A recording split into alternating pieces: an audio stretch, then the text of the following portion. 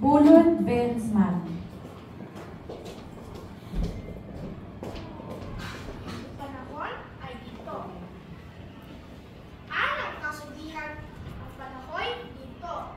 Kaya't mahalaga gamitin ng gusto. Mag-isip, magbalak, umawa, magpuro, upang ay pag-asa ay huwag lumayo. Katulad ng ibon, panahoy may pakpak, na hindi matigil sa kanyang paglipad. Hangad ay pag-asay ay waring hinahanap.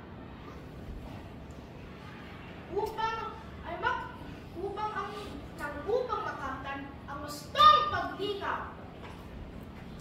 Kaya katamaray alisin sa isip, pagkat walang puwang sa ating daigdig.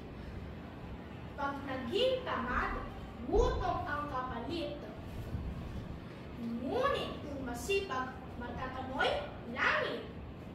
Kaya humili ka, bigas na pabayan ay nag-aaksaya ng mga biyaya. Ang panahong dati hindi alintana, di nababalik pa, wala na nga, wala. Panahon ay ginto.